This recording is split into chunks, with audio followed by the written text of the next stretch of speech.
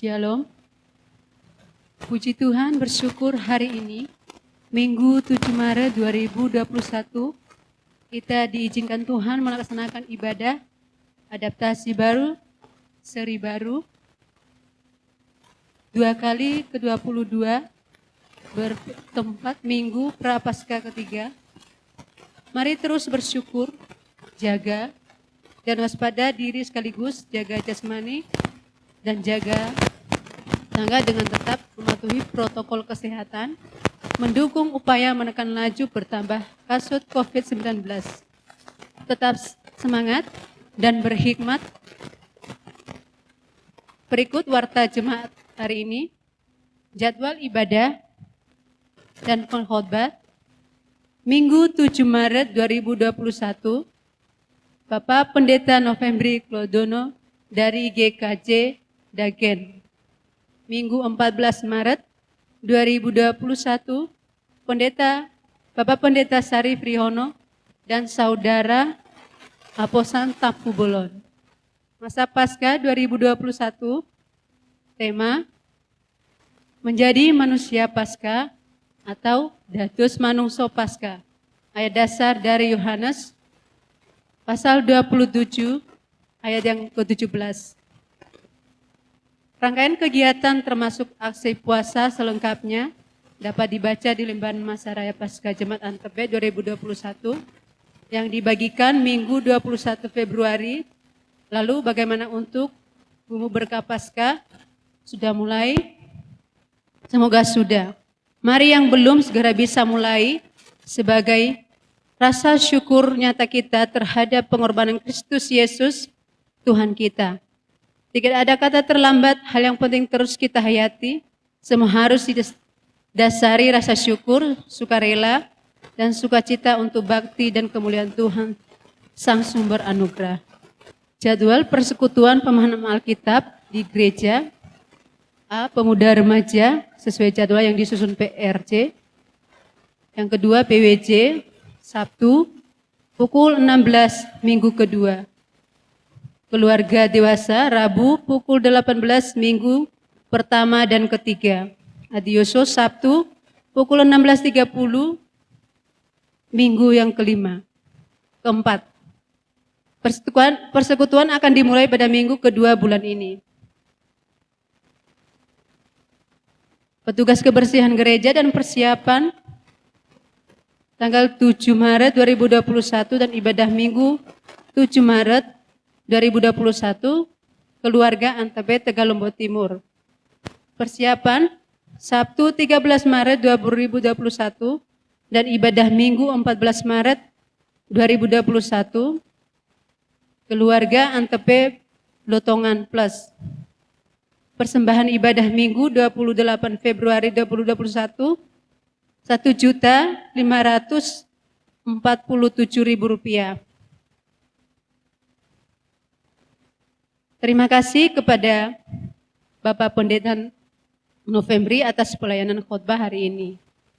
Dan ucapan terima kasih juga dari keluarga Bapak Ibu Manto atau Bu Titik atas dukungan, doa, dan perhatian atas dipanggilnya Eyang Putri Sutini. Yang kedua juga ucapan terima kasih keluarga Bapak Ibu Ganis Tio Sestianto atas dukungan dan doa atas dipanggilnya Ibu Endang Maria Tias.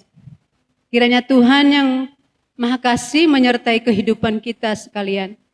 Amin. Terima kasih, selamat beribadah. Tuhan Yesus memberkati.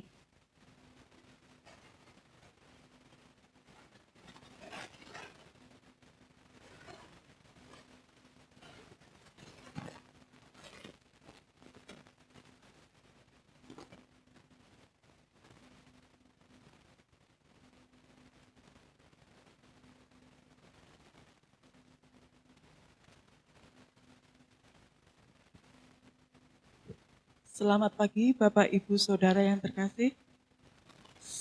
Shalom. Marilah kita bersaat teduh sejenak sebelum kita memulai ibadah pada minggu pagi hari ini. Ya Tuhan, kami anak-anak-Mu berkumpul di sini pada pagi hari ini Tuhan, untuk memulai ibadah kami. Kami mohon supaya Engkau memberikan penyertaan pada jalannya ibadah ini, mulai dari awal hingga akhir. Biarlah hanya nama-Mu yang dimuliakan di dalam ibadah ini Tuhan. Serta biarlah Roh Kudus-Mu yang memimpin kami untuk beribadah sesuai dengan kehendak-Mu. Terima kasih Tuhan, dalam nama Yesus kami berdoa. Haleluya. Amin. Bapak, Ibu, Saudara terkasih, apa kabarnya pada pagi hari ini? Puji Tuhan. Marilah kita memulai ibadah ini dengan bangkit berdiri. Kita akan memujikan lagu Aku Diberkati. Boleh bertepuk tangan ya Bapak Ibu sekalian. Berkati sepanjang hidupku diberkati. Bila bangun pagi hari, siang berganti malam, aku diberkati.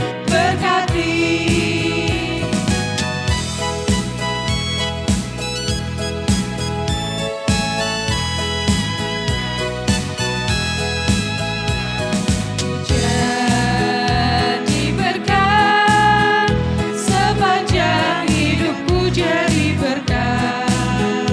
Bila bangun pagi hari, siang berganti malam, aku jadi berkat.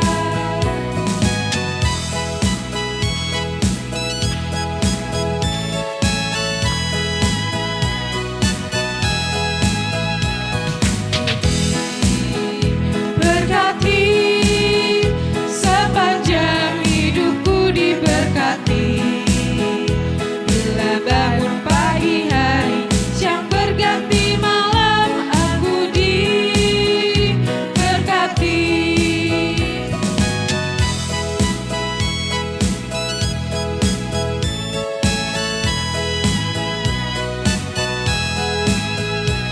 Aku jadi berkat sepanjang hidupku, jadi berkat. Bila bangun pagi hari, siang berganti malam, aku jadi berkat.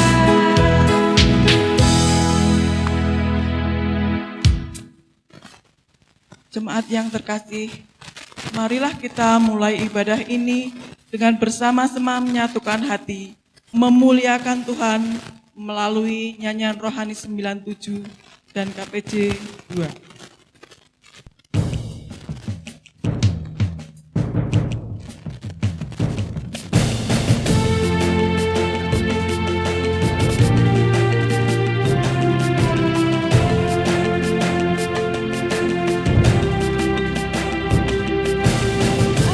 Maha suci, pulau asung puji, ing ibadah puniki.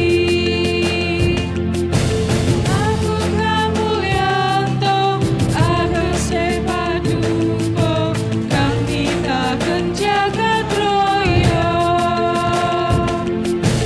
Pinuji yang widi, kang siang lan rati, ramalan primati.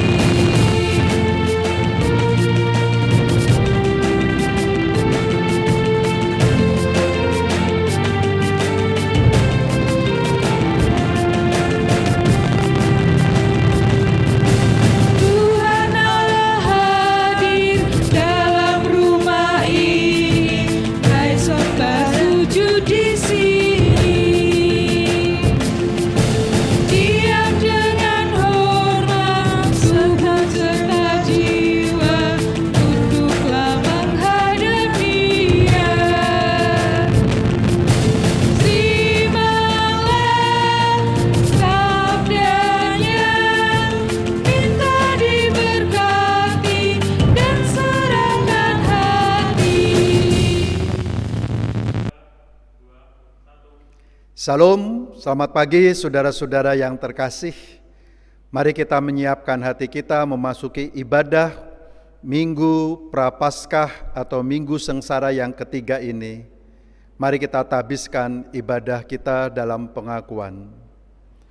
Jadilah ibadah ini di dalam nama Allah Bapa, Putra, dan Roh Kudus. Bagi kita orang-orang yang telah dipilih oleh Allah sesuai dengan rencananya, dan yang telah menerima percikan darah Kristus untuk menjadi saksi-saksi setianya, kiranya kasih karunia dan damai sejahtera ilahi semakin berlimpah-limpah atas hidup kita, kini dan selamanya. Amin.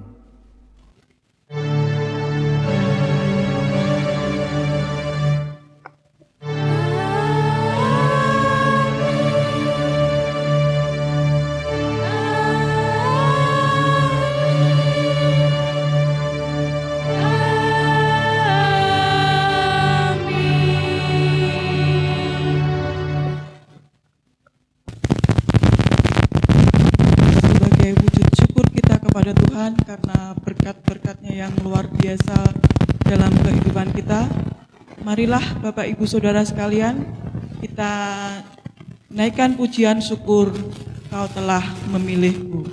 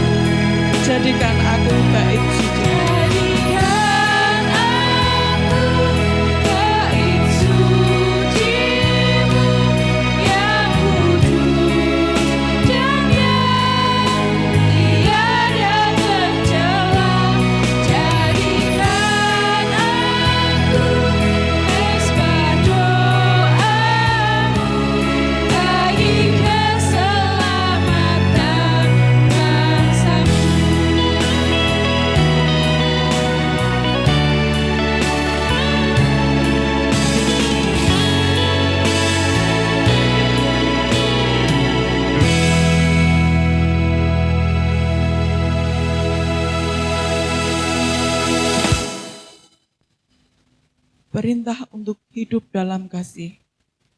Tuhan Yesus berfirman dalam Injil Yohanes 13 ayat 34 dan 35. Aku memberikan perintah baru kepada kamu, yaitu supaya kamu saling mengasihi, sama seperti aku telah mengasihi kamu. Demikian pula kamu harus saling mengasihi. Dengan demikian, semua orang akan tahu bahwa kamu adalah murid-muridku, yaitu jikalau kamu saling mengasihi. Demikianlah firman Tuhan. Bapak, Ibu, Saudara yang terkasih, marilah kita bersama-sama berdoa dan melakukan pengakuan dosa di hadapan Tuhan.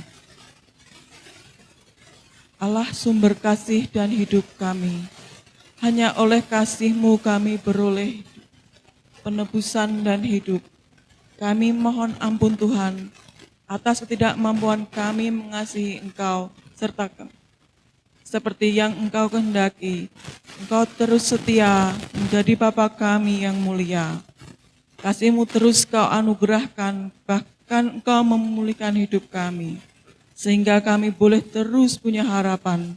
Kami sering bertanya, dengan apa akan kubalas kebaikan-Mu Tuhan. Terima kasih Bapa atas pengampunan-Mu. Di dalam Yesus Kristus Tuhan kami. Amin. Marilah Bapak Ibu Saudara sekalian, kita menanggapi doa pengakuan dosa tadi dengan ujian penyesalan dosa. Dengan apa akan kubalas?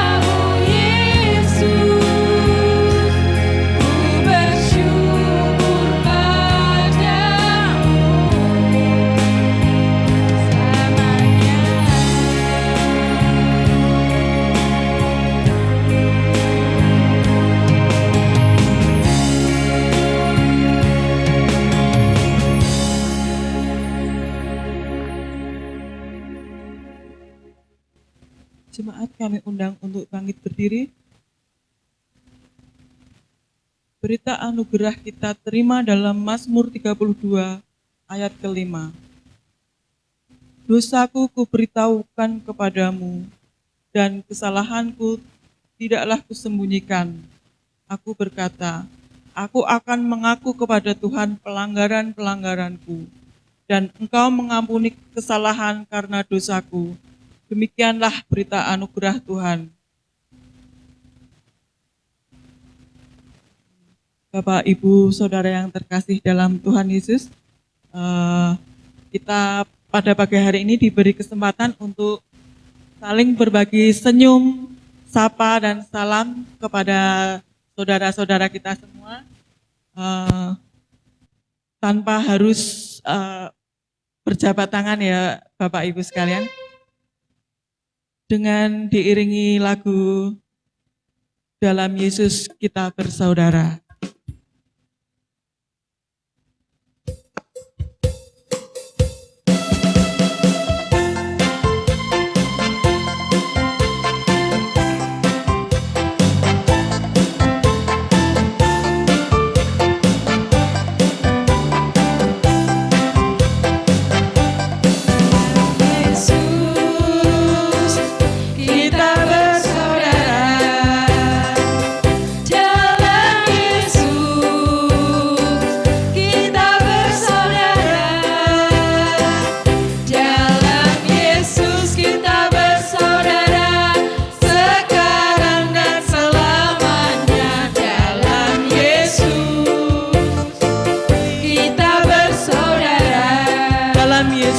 Sukacita.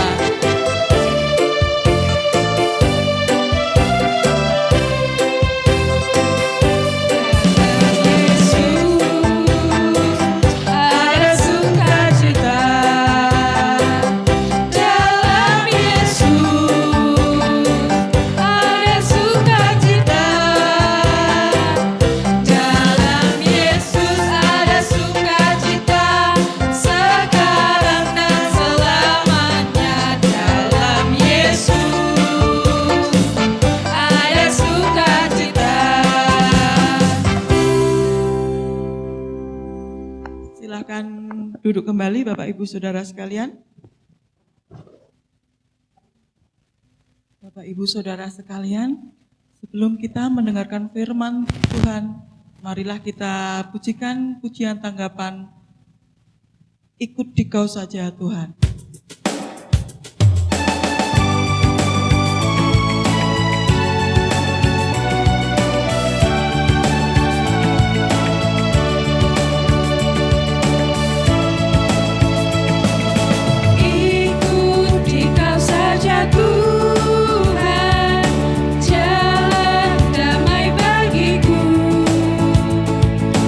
Aku selamat dan sentosa.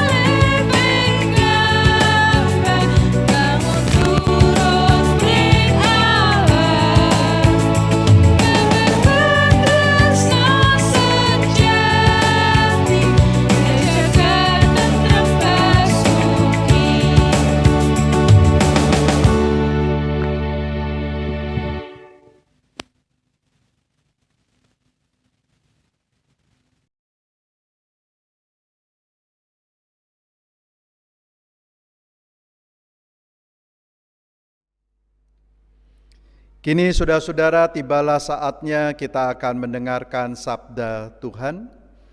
Mari kita mohon bimbingan Roh Kudus. Allah surgawi, hadirlah di dalam hati kami. Bersabdalah kepada kami, supaya kami dapat mendengarkan panggilan-Mu dan kami dapat mengikuti jalan salib-Mu. Di dalam minggu sengsara atau prapaskah ini, ajarlah kami untuk setia memahami dan mengikuti jalan cinta kasih-Mu, jalan penderitaan-Mu yang membawa kepada kemuliaan. Oleh sebab itu ya Allah, tuntunlah kami dengan roh cinta kasih-Mu. Bersabdalah kepada kami, anak-anak-Mu di sini siap untuk mendengarkannya. Terpujilah Dikau, Bapa, Putra, dan Roh Kudus. Amin.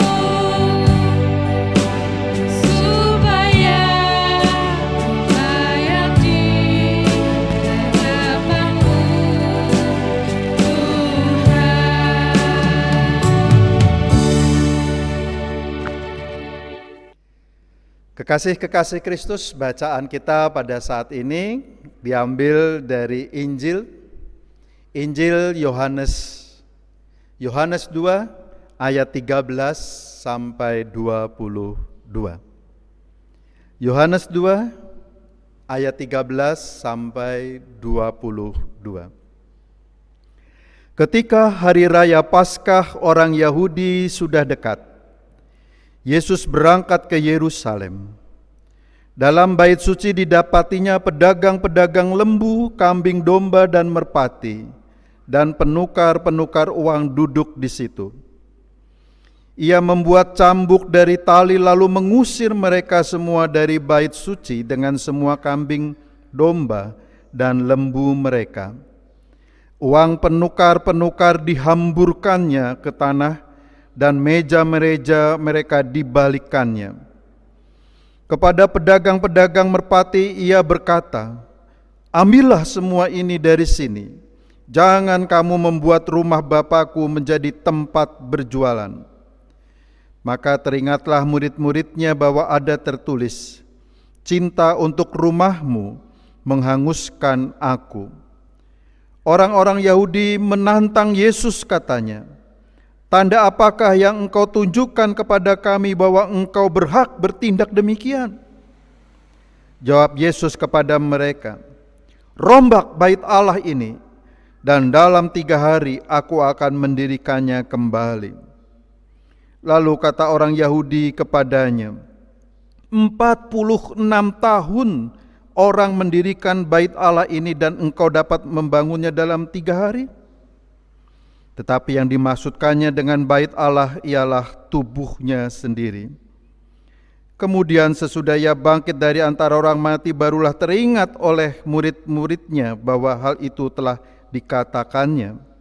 Dan mereka pun percayalah akan kitab suci dan akan perkataan yang telah diucapkan Yesus. Berbahagialah bagi setiap orang yang hidupnya menjadi bait Allah yang hidup, yang dapat dijumpai oleh setiap orang yang berjumpa dengan dirinya. Hosiana.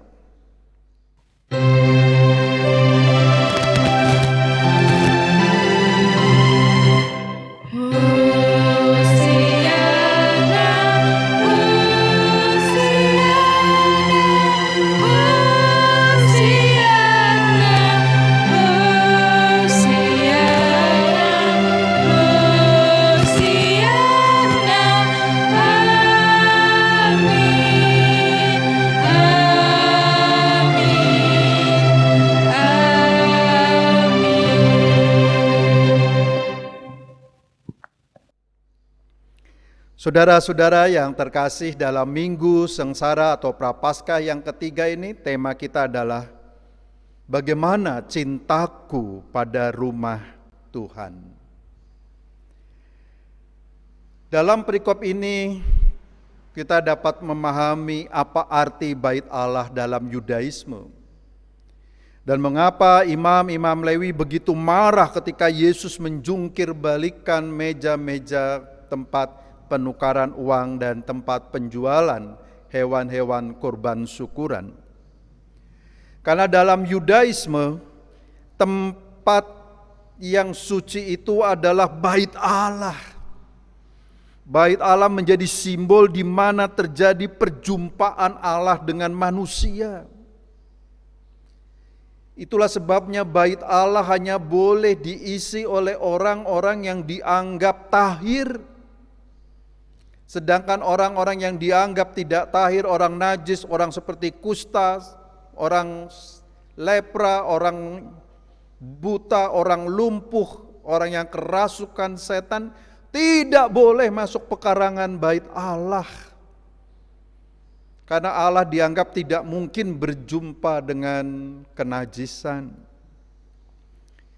Bait Allah itu menjadi jati diri rumah doa, menjadi jati diri tempat sembah dan bakti kepada Allah.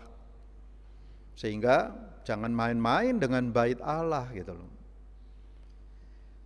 Bait Allah menjadi tempat perjumpaan manusia, dan di tempat itulah selalu memberi momentum bagi manusia untuk taat atau tidak taat kepada Allah. Karena tempat itu menjadi sebuah pergumulan juga, sebuah panggilan. Di bait Allah itu orang akan mengikuti cinta kasih Allah atau sebaliknya. Dan di bait Allah itu jugalah manusia senantiasa mengucap syukur dengan segala berkat-Nya. Pada waktu itu sangat legal sekali saudara-saudara, karena mata uang yang dipakai di bait Allah memang mata uang yang berbeda dengan mata uang yang dipakai pada umumnya. Oleh sebab itulah mata uang yang dipakai di dalam kehidupan sehari-hari untuk transaksi pasar dan sebagainya harus ditukar dengan mata uang di bait Allah itu. Begitu juga orang yang akan mempersembahkan korban bakaran akan membeli hewan-hewan untuk ucapan syukur. Dari status sosial yang rendah, yang hanya bisa membeli burung perkutut atau burung merpati, sampai yang bisa membeli lembu dan sebagainya. Sehingga transaksi di sana sangat halal dan legal gitu loh. Lalu kalau itu legal, kalau itu sah, gitu, mengapa Yesus marah? Bukankah itu tempat manusia untuk menyembahnya? Sembah berarti pernyataan hormat dan hikmat. Menyembah berarti menghormati dengan mengangkat sembah atau mengangkat puja dan puji kepadanya. Oleh sebab itu, saudara-saudara yang terkasih, sembahyang berarti pernyataan bakti dan memuliakan Tuhan. Dan biasa juga diartikan dengan berdoa. Bagaimana cara Maria Magdalena melakukan sembah dan bakti kepada Kristus? Yaitu dengan mengurapi kaki Kristus dengan minyak narwastu. Nah, itu kan cara menyembah. Tetapi Maria Magdalena tidak di bait Allah karena dianggap wanita yang najis. Itulah sebabnya Maria Magdalena menyatakan ekspresi penyembahan diri kepada Allah, memujinya melalui pengurapan kaki Kristus dan menyekanya dengan rambutnya. Ini arti menyembah. Begitu juga dalam perumpamaan anak bungsu yang hilang, bagaimana ia tersungkur dan mengatakan kepada ayahnya, hanya kepadamulah Bapa aku telah berdosa. Itu juga bagian dari sembah dan bakti. Nah, sekarang saudara-saudara yang terkasih, jika berjualan hewan-hewan untuk korban syukur, penukaran uang yang legal diberlakukan dalam agama Yahudi itu dan di bait Allah, mengapa Yesus marah? Mengapa Tuhan Yesus marah menjungkir balikan meja-meja tersebut? Bukan berarti Yesus menolak bagaimana bait Allah menyediakan korban bakaran dan menyediakan penukaran uang untuk dilakukan sebagai persembahan syukur di bait Allah. Bukan karena ada basyar atau penjualan di bait Allah untuk korban syukur, bukan itu saudara-saudara. Nah, ini seringkali disalah tafsirkan. Di beberapa gereja itu tidak boleh ada basar di dalam gereja. Di pekarangan gereja, kalau mau basar silakan di luar. Bukan itu sebetulnya. Itu cara fundraising, penggalangan dana yang memang untuk membangun bait Allah. Tetapi mengapa Yesus marah? Karena Yesus tahu yang terjadi di dalam bait Allah itu adalah terciptanya mafia bait Allah. Terjadi mafia bait Allah, yaitu adanya kesepakatan yang jahat antara imam-imam Lewi, ahli-ahli Taurat, majelis Sanhedrin dengan pemerintahan kolonial Romawi di sana. Yaitu supaya pajak-pajak dapat dibayarkan dengan baik di bait Allah itu. Dengan cara umat mempersembahkan lalu harus ditukar dengan yang lebih baik, tetapi harus tukar tambah. Sehingga bait Allah dapat mengumpulkan uang dengan banyak, dapat mengumpulkan dana lebih banyak, dan pemerintahan Romawi dapat dibayar pajaknya dengan lancar daripada harus pemerintah Romawi membayar pemungut cukai untuk meminta kepada masyarakat. Lebih mahal ongkosnya, lebih lama untuk mendapatkan uangnya.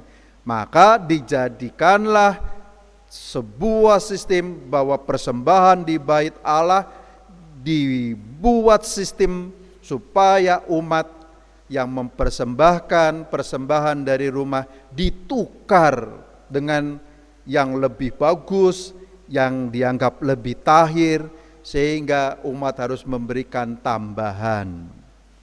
Itulah sebabnya mengapa Yesus begitu marah, karena bait Allah, rumah Bapakku, tidak lagi menjadi tempat orang menyembah, tidak lagi menjadi tempat orang bersyukur, tidak lagi menjadi tempat perjumpaan antara Allah dengan manusia, tetapi rumah Allah telah menjadi tempat transaksi pasar yang menguntungkan satu pihak dan merugikan umat.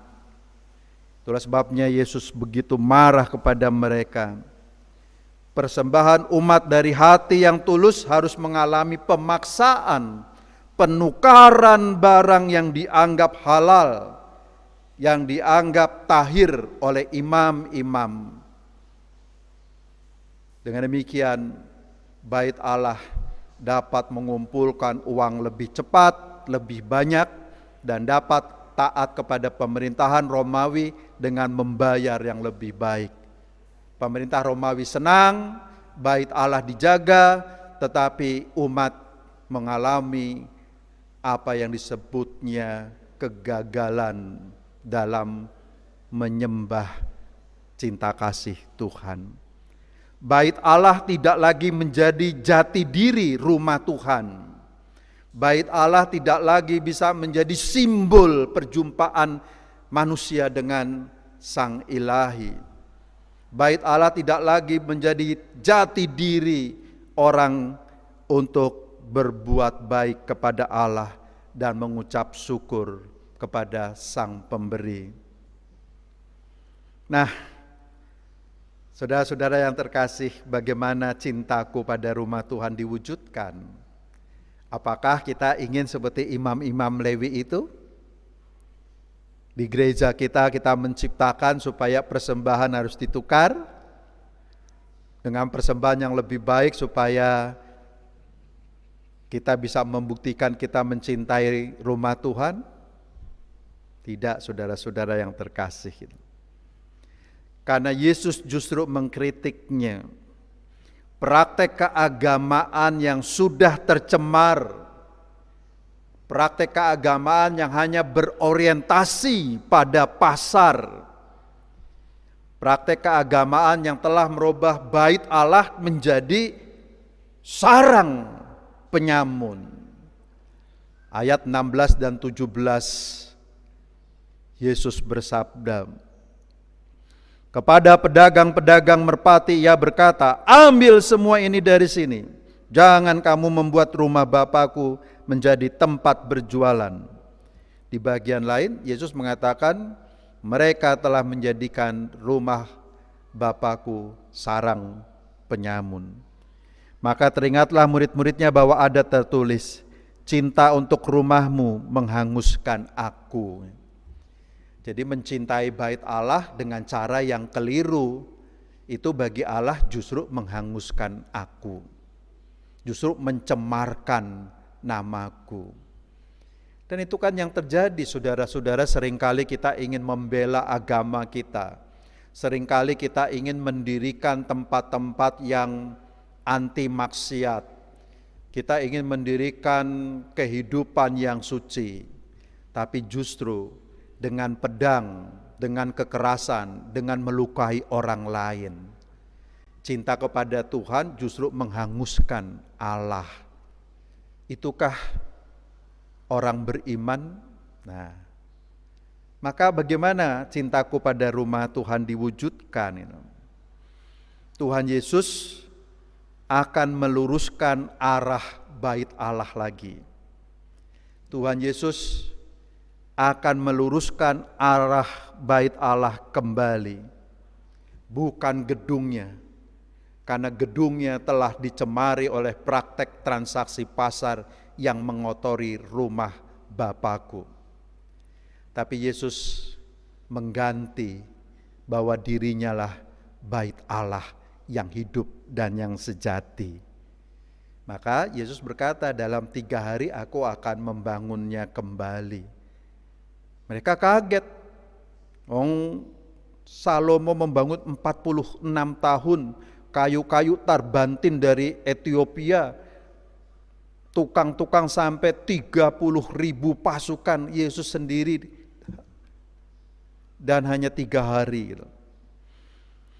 Kata Yesus, Bagaimanakah cintaku pada rumah Tuhan diwujudkan adalah dengan membangun hidup manusia itu menjadi bait Allah, baitullah.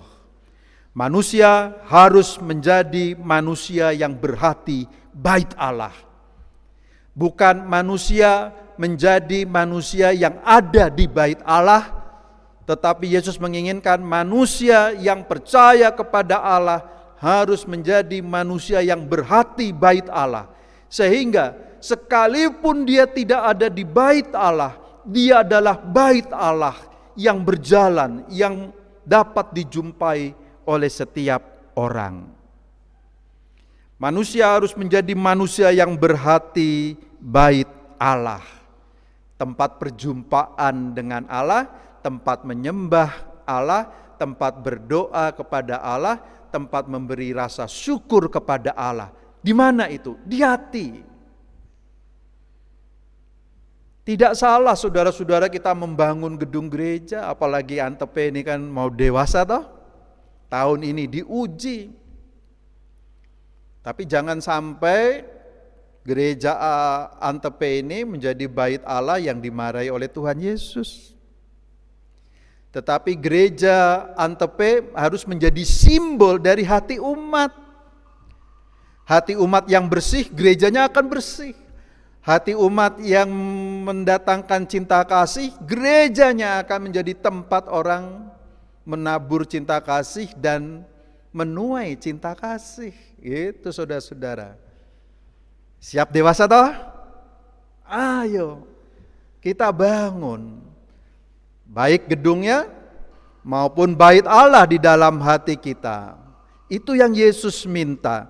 Sehingga nanti jemaat Antepe dimanapun berada, dia adalah bait Allah yang hidup. GKJ Antepe without building, tanpa gedung. Berjumpa dengan siapa saja. Itulah cara cintaku pada rumah Tuhan harus kita wujudkan sama seperti Kristus. Maka kalau ada di antara saudara-saudara yang profesinya hakim, ayo kita jadi hakim yang berhati bait Allah. Menegakkan kebenaran, membela kebenaran. Jangan jadi hakim yang berhati KUHP, kasih uang habis perkara. Itu Bapak Ibu, saudara-saudara yang terkasih. Juga saudara-saudara jadilah pendeta yang berhati bait Allah. Yang dapat menjumpakan Allah dengan umatnya, yang memberdayakan umatnya untuk menjadi pelaku-pelaku firman, yang melatih jemaatnya untuk senantiasa bersyukur, berbakti, sembah dan doa kepada Allah dengan baik. Gitu. Bukan hanya melayani dan Anda jadi lumpuh, tetapi bagaimana saudara-saudara juga menjadi bait Allah yang hidup. Karena disitulah tempat perjumpaan Tuhan dengan manusia. Kalau Anda jadi guru, jadilah guru yang berhati bait Allah. Jangan guru yang berhati sertifikasi. Nek ono sertifikasinya baru mangkat rajin, nek ora males. Nah, kan keliru Bapak Ibu. Tapi ada atau tidak bagian dari kehidupan mencerdaskan umat. Nah, itu yang berhati bait Allah. Jadilah polisi yang berhati bait Allah. Suatu ketika saya melihat di tempat penyeberangan jalan dekat sekolah dasar. Di sana ada polisi dan ada tukang becak. Ketika anak-anak sekolah pulang dan mau menyeberang, mereka takut. Jalan begitu egois sekali, orang ngebut. Tapi sang polisi hanya diam saja dan melihat. Tukang becak itu lalu turun dari becanya, mendekati anak-anak dan menggandeng anak-anak serta menyetop mobil. Anak-anak diseberangkan ke jalan dan dengan selamat sampai di tempat seberang. Pertanyaan saya, siapa yang polisi? Yang polisi adalah dia yang berseragam polisi, resmi. Tapi pertanyaan berikutnya, siapakah yang berhati polisi? Tukang becak. Tukang becak bukan polisi, tapi dia berhati polisi karena menjaga anak-anak dari ancaman, gitu. Nah, kita harus belajar itu, saudara-saudara yang terkasih. Jadi kalau GKJ Antep dewasa tetapi hatinya tidak dewasa, hati-hati nih, hati-hati. Mari, kita telah mengalami luka, mengalami perselisihan dan betapa tidak enaknya. Maka sekarang kalau kita dewasa, kita siapkan hati kita menjadi hati Bait Allah. Jemaat GKJ Antep adalah jemaat yang berhati Bait Allah. Nah, mencintai rumah Tuhan dengan sejati ini yang penting, saudara-saudara. Mencintai rumah Tuhan yang sejati tentu saja kita menyayangi gereja yang baru kita bangun. Tapi hati-hati, jangan sampai kita sombong. Jangan sampai kita merasa ini kita yang bangun dengan kekuatan kita. No. Dalam Mazmur 127 dikatakan, jika bukan Tuhan yang membangun rumah, sia-sialah orang yang membangunnya. Nah, Yesus ingin Bait Allah menjadi tempat perjumpaan, menjadi simbol rumah doa. Kita yang datang ke sana adalah kita yang berhati Bait Allah. Mencintai rumah Tuhan yang sejati adalah menjadi manusia yang berhati Bait Allah yang hidup. GKJ Antep akan di sini terus. Tetapi jemaatnya yang berhati Bait Allah akan dijumpai di luar, dijumpai di klasis, dijumpai di sekolah, dijumpai di tempat pekerjaan. Ini dia GKJ Antep. Itulah cara kita mengasihi rumah Tuhan, saudara-saudara. Gereja ini penting, tempat kita berkumpul, tempat kita berkoinonia, tempat kita bersekutu. Tapi setelah pulang dari gereja ini, maka GKJ Antep melekat dalam hati kita masing-masing. Ayo, terus berkarya, menolong orang karena kita berhati Bait Allah. Menjenguk orang karena kita berhati Bait Allah. Menyembuhkan orang lain karena kita berhati Bait Allah. Memanggil orang yang tersesat karena kita berhati Bait Allah. Kita ingin semua orang hidup di dalam kerajaan Allah. Maka kata Yesus, Simon, kepadamu kuberikan kunci kerajaan surga. Karena kini Yesus tahu Simon telah mengakui, menurut kamu siapa aku? Kata orang Elia, kata orang Nabi Yohanes Pembaptis. Tapi menurut kamu, engkaulah Mesias. Bukan engkau yang mengatakan, tapi Bapakku. Dengan berhati Bait Allah itulah saudara-saudara, kita lanjutkan cara kita mencintai gereja kita, cara kita mencintai rumah Tuhan. Dengan demikian, jemaat GKJ Antep akan jauh lebih dewasa, akan jauh lebih hidup, akan jauh bisa dikenal oleh orang lain. Karena jemaat GKJ Antep menjadi Injil yang hidup, yang ditulis bukan dengan tinta biasa, tetapi oleh darah Kristus. Tuhan memberkati kita, Tuhan mencintai kita. Amin.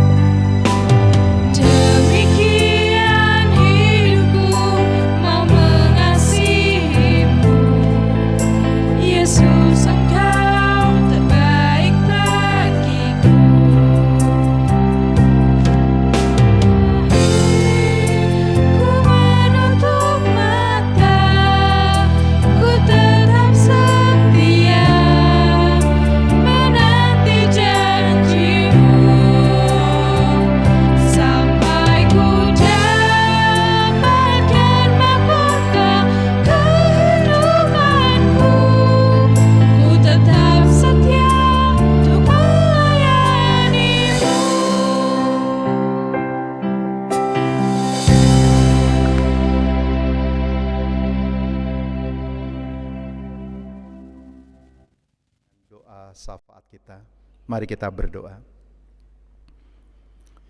Ya Allah surgawi, terima kasih.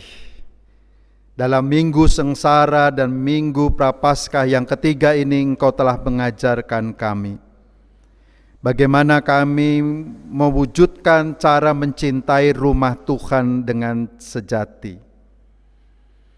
Bukan hanya membangun dan melabur tembok-tembok gereja kami, tetapi lebih dari itu ya Tuhan, kami membangun kehidupan kami menjadi orang-orang percaya yang berhati bait Allah.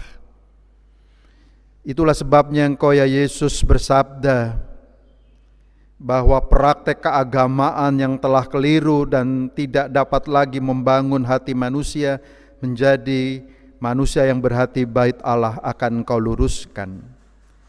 Dan biarlah kini kami boleh belajar ya Tuhan, terutama jemaat-Mu di sini yang akan Kau persiapkan menjadi gereja yang dewasa dalam tahun ini. Bukan hanya secara fisik ya Tuhan, tetapi lebih dari itu, biarlah kami menyiapkan hati umat-Mu ini menjadi orang-orang yang berhati bait Allah. Mungkin kami bukan polisi, tapi kami dapat menjadi orang yang berhati bait Allah. Mungkin kami bukan pendeta, tapi kami bisa menjadi jemaat-Mu yang berhati bait Allah.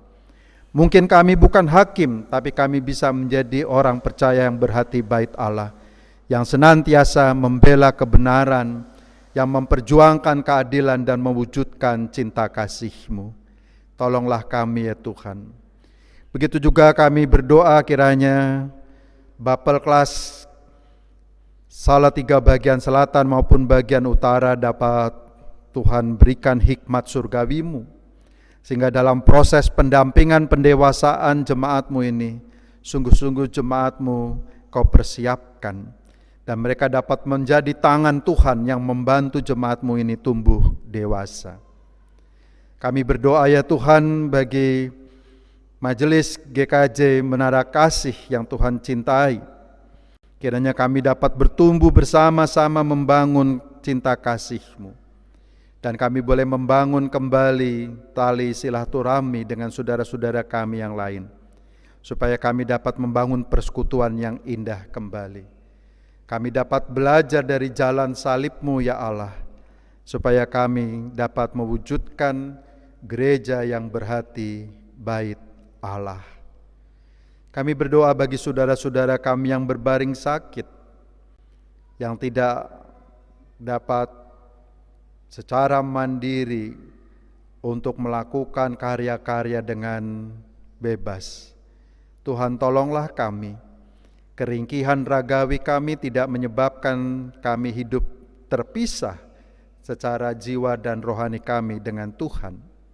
Tetapi sebaliknya justru dalam kelemahan itulah kami bersandar pada cinta kasih-Mu. Kami bersandar pada kekuatan-Mu. Sehingga ketika kami sehat dan kami kuat kembali, biarlah kami boleh mempersembahkan tubuh kami menjadi persembahan yang hidup. Program-program yang kami lakukan ya Tuhan, baik dari kemajelisan, pengurus komisi atau blok, sampai seluruh warga jemaat-Mu di sini, biarlah semua hanya kami persembahkan bagi kemuliaan nama-Mu. Jauhkan dari rasa angkuh dan kesombongan ya Tuhan, sebab percuma jika tanpa Tuhan kami membangun rumah-Mu ini. Dan biarlah bait Allah-Mu ini menjadi bait Allah yang Kau perkenankan, yang Kau berkati, yang Kau limpahkan dengan roh cinta kasih-Mu. Dan biarlah jadikan jemaat-Mu ini ya Tuhan, bait Allah yang hidup, bait Allah yang dapat berjalan, bait Allah yang dapat dijumpai oleh setiap orang. Dan itulah cara kami mencintai rumah Tuhan secara sejati. Kami berdoa bagi anak-anak kami dalam pergumulan di masa pandemi COVID-19 ini. Biarlah anak-anak kami yang masih sekolah Engkau berikan roh kesabaran. Engkau curahkan roh hikmat dan takut akan Tuhan kepada kami sebagai orang tua, supaya kami terus memberikan kekuatan, penghiburan, dan pengharapan bagi anak-anak kami. esok atau lusa ada hari yang baru, di mana kami dapat berjumpa kembali dengan sahabat-sahabat kami. Kami dapat belajar kembali di sekolah-sekolah kami. Terima kasih Kristus. Kami berdoa juga bagi tenaga-tenaga kesehatan, tenaga-tenaga medis yang sekarang berada di baris terdepan. Mereka lah yang telah Tuhan persiapkan secara profesional untuk menyelamatkan orang-orang yang terkena COVID-19 ini, supaya mereka tetap setia. Berkati keluarga mereka dalam pengharapan, karena mereka telah Tuhan pakai sebagai tangan Tuhan untuk berkarya, untuk menyatakan cinta kasih-Mu. Dan gereja biarlah dengan cara online ini menjadi cara kami menjaga keselamatan, supaya kami tidak saling membahayakan satu terhadap yang lain. Bukan berarti kami takut terhadap COVID-19 ya Tuhan, tetapi dengan ibadah online ini, kami ingin gereja Tuhan lahir di dalam rumah tangga kami. Rumah tangga kami menjadi gereja-gereja mini yang kuat, di mana seluruh anggota keluarga saling mendoakan, saling menguatkan, saling menghibur satu terhadap yang lain. Berkati kami ya Tuhan. Berkatilah bangsa dan negara kami juga, supaya semua komponen-komponen bangsa ini hidup untuk bangsa Indonesia, bangsa yang berbakti kepada Tuhan, bangsa yang toleran, bangsa yang bermartabat, dan Indonesia untuk semua, tanpa diskriminasi yang tidak adil dan tidak beradab. Berkati kami semua Tuhan, dari pemimpin-pemimpin kami dan wakil rakyat kami, dari pusat sampai daerah. Sekiranya semua orang yang berhati kudus, Tuhan kuatkan dengan cinta kasih-Mu, sehingga dapat mewujudkan karya, cinta, karsa dan cita-cita yang memuliakan nama-Mu. Kami mohon ampun atas segala dosa dan kesalahan kami. Di dalam kasih Tuhan kami Yesus Kristus, kami berdoa dan mengucap syukur. Amin. Bapak Ibu yang terkasih dalam Kristus, marilah kita mempersembahkan persembahan kita sebagai ucapan syukur kita atas berkah yang telah diberikan kepada kita hari lepas hari. Firman Tuhan sebagai dasar kita mempersembahkan tertulis dalam 1 Petrus 2 ayat yang kelima. Mari kita baca bersama-sama.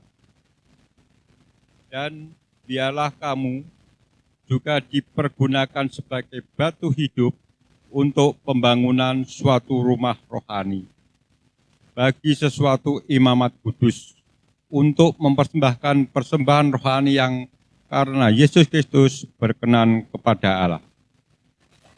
Dengan berinyakan persembahan, kita pujikan betapa hatiku berterima kasih.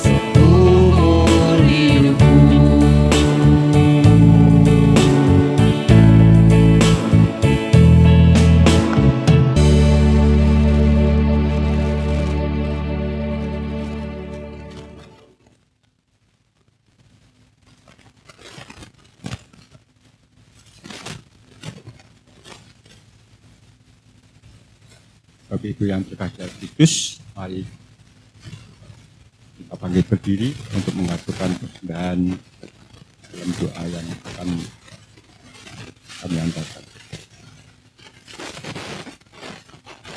Bapa Surgawi, Bapa yang Maha Kudus, Bapa yang selalu kami puji, dalam nama Putra-Mu yang tunggal Tuhan kami Yesus Kristus, kami mengucap puji syukur ya Tuhan atas berkah, perlindungan dan pemeliharaan Tuhan dalam kehidupan kami hari lepas hari. Terima kasih Tuhan, kalau pada pagi hari ini Tuhan berkenan kami untuk beribadah walaupun dalam ibadah keluarga. Kiranya apa yang telah disampaikan oleh Bapak Pendeta Nofran Bilkudono betul-betul bisa meresap dalam hati kami dan bisa kami lakukan dalam kehidupan hari lepas hari.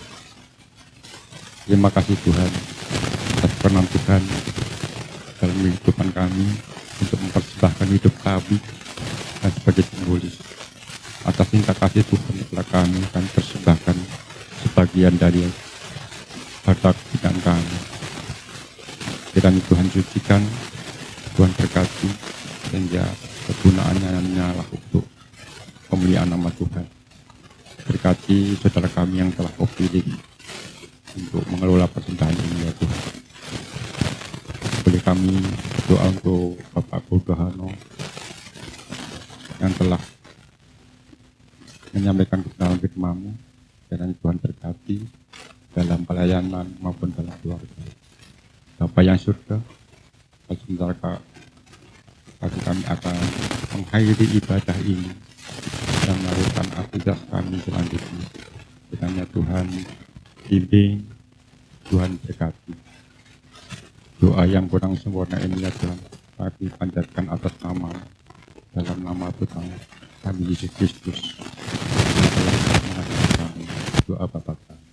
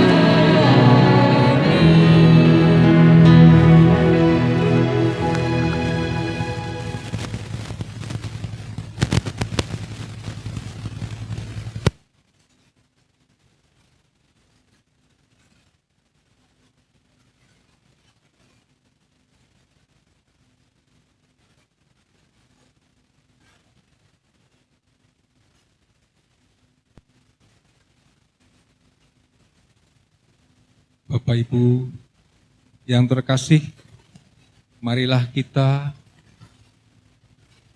mengucapkan iman kita dengan pengakuan iman rasuli. Aku percaya kepada Allah, Bapa yang Maha Kuasa, Khalik langit dan bumi, dan kepada Yesus Kristus, anaknya yang tunggal Tuhan kita, yang dikandung dari Roh Kudus, lahir dari anak darah Maria, yang menderita di bawah pemerintahan Pontius Pilatus, disalibkan, mati dan dikuburkan, turun ke dalam kerajaan maut. Pada hari yang ketiga, bangkit dari antara orang mati, naik ke sorga, duduk di sebelah kanan Allah, Bapa yang Maha Kuasa, dan akan datang dari sana untuk menghakimi orang yang hidup dan yang mati.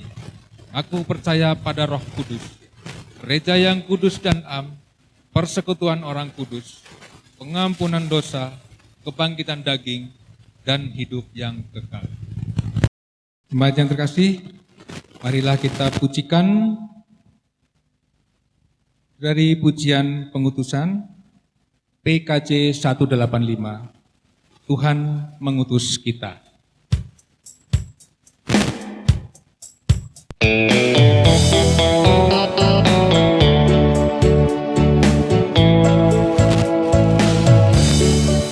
Dalam dunia bawa berita kepada yang gelap, meski dihina serta dilanda duka, harus melayani dengan sepenuh, dengan senang, dengan senang.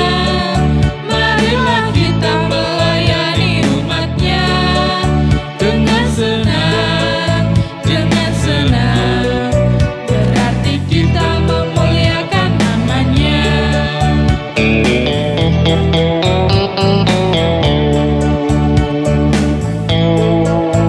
Tuhan mengutus kita ke dalam dunia untuk melawat orang terbelenggu, meski dihina serta dilanda duka, harus melayani dengan sepenuh, dengan senang, dengan senang.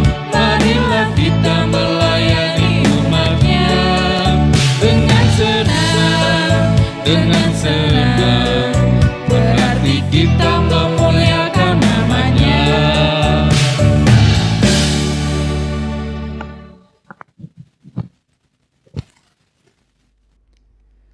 Saudara-saudara yang terkasih, marilah kita undur dari tempat yang kudus ini dan jadilah bait Allah yang hidup. Berilah berkat kepada setiap orang yang berjumpa dengan kita, karena kita pun telah menerima berkat dari Sang Berkat yang sejati. Tuhan memberkati kita dan melindungi kita. Tuhan menyinari kita dengan wajah-Nya dan memberi kita kasih karunia. Tuhan menghadapkan wajah-Nya kepada kita dan memberi kita damai sejahtera kini dan selamanya. Amin. Tuhan memberkati kita.